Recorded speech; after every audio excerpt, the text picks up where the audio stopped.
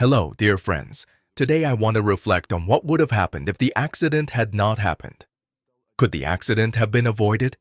About all this in the next few minutes. Enjoy watching. So, could the accident at the Chernobyl nuclear power plant have been avoided? This question is very ambiguous because the accident depended on many factors and different. Well, for example, one of the reasons was that the tests that were conducted on the night of April 26th should have been conducted before the opening of the fourth unit, several years before the disaster. Why did that happen? The Soviet system implies that all buildings, harvests, and the like should be built earlier than scheduled, harvested in greater numbers, and so on. Brukhanov, the director of CHES in those years, realized that if he did not deliver the fourth unit on time, there would be big problems, and if he did deliver it early, there would be a nice bonus and other benefits and praise from the government. But what to do if it's time to hand over a completed power unit, but important tests have not been carried out? Sign that everything has been done, that's right. Если к вам применяют силу и принуждают подписывать какой-либо документ, неважно, это контракт о военной службе или это протокол. This is fundamentally wrong, but who cares? Nobody, that's right. Everyone knew that many people did it, but they turned a blind eye to it. And yet, why did the trials keep getting postponed and postponed? Each time for different reasons, and by the way, on April 26th, they were not to be held either. Why? There are several reasons, and the first one is that Kyiv Energy requested that the tests not be conducted because the tests would require slowing down the reactor, which would result in a small amount of energy needed for the plants. You remember that the plan was to work on time, and preferably in large quantities, and April 25th is the end of the month and the plant has to be closed by May 1st. That's why the day shift in which the tests were to be conducted did not conduct these tests. And they were ready for these tests, and the evening shift, on the contrary, heard about these tests for the first time. That was the first reason. Moving on to the second. And the second reason is very simple. Because of the constant postponement of the tests, they were conducted when the fuel was already old. It would be changed in a month, maybe even less. With such fuel, it was not only useless to conduct tests, but also banally dangerous. But Dyatlov was simply tired of postponing the test plan several years ago, and he decided to conduct them on April 26th and at night. Of course, there were many other reasons for the accident, but I say all this to say that it was ordinary negligence. Of course, there were other reasons that happened by accident. And then how do you avoid an accident? Especially when some of the problems lie in the design of the reactor itself.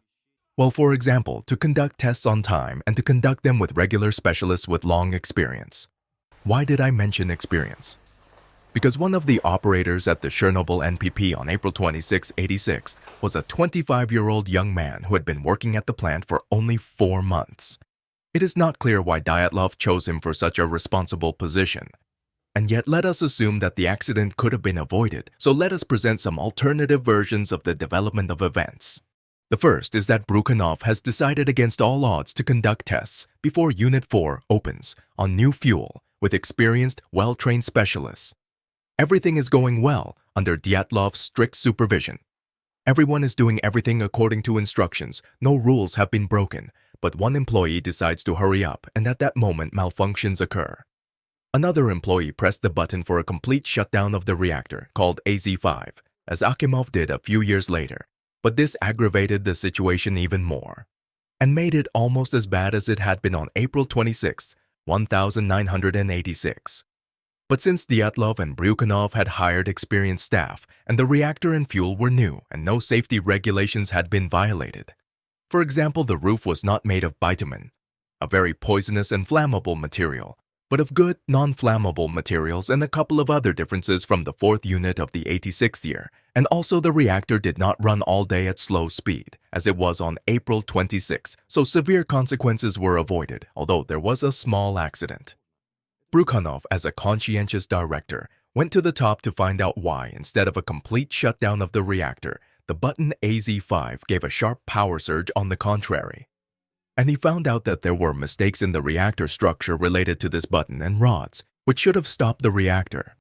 He used all his connections and got to the main persons responsible for RBMK reactors, on which the fourth power unit of Chernobyl and many other nuclear power plants worked. Almost all of them, by the way. Together with Dyatlov and other leading nuclear chemists, he explained the necessity of changes in the structure of RBMK 1000 reactors and gave an example of many accidents that occurred due to these errors in the reactor design. They believed him and even decided to remove the RBMK_1000 reactor design and created the RBMK 2000 reactor.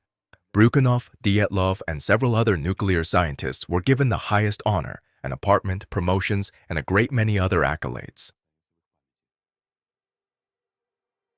But most importantly, Pripyat never became a ghost town. The city became the most prosperous in the Soviet Union, and the Chernobyl nuclear power plant began to supply electricity to all neighboring villages, and the entire Kyiv region is the largest in the Union and the most famous in the world. New power units are being built, thanks to which it becomes the largest in the world.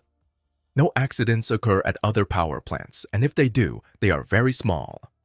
Thanks to this, the Soviet Union gains international prestige.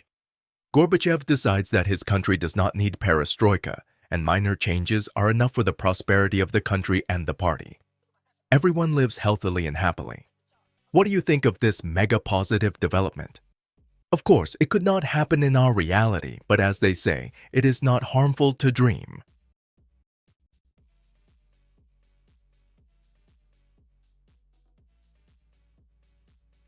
The following variant of events. All events up to April 26th of the 86th year are repeated. April 25th. Kyiv Energy asks to postpone the tests. Dyatlov decides to postpone them to June 5th, already after the replacement of fuel with well-trained specialists with vast experience.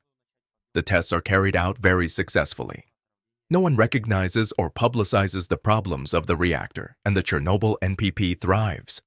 Suddenly, in the city of Sosnovy Bor, very close to the city of millions, St. Petersburg, the largest technocean catastrophe in the history of mankind occurs because no one has changed the structure of the reactor RBMK 10006, and they all over the country work with errors.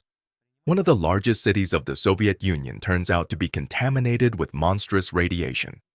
Incompetent liquidation of consequences of this accident, and now a huge number of territories of Russia turn out to be uninhabitable. The USSR tries to hide information about the accident even for its own citizens. Many people are contaminated. The incident becomes known outside the USSR. The prestige of the country falls, the crisis, the fall of the Soviet regime, anarchy, decay in the country, which is slowly spreading to the rest of the world. At the same time, no one eliminates the accident, and the zone contaminated with radiation becomes bigger and bigger, but people don't know about it. The chain of bad events goes on and on.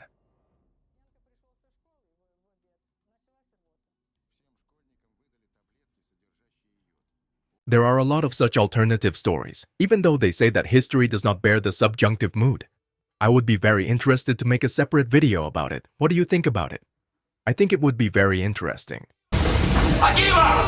Это не у меня, Анатолий Степанович, происходит. Это у Столярчука.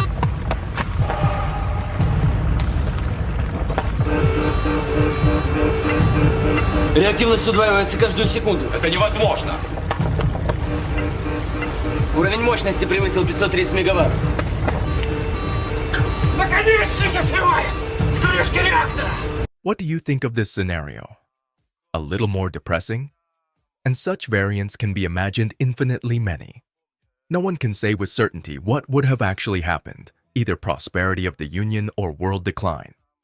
What do you think about this, and which version do you lean towards? Write in the comments. By the way, comments help the development of my channel. Thank you for watching this video to the end, and see you soon.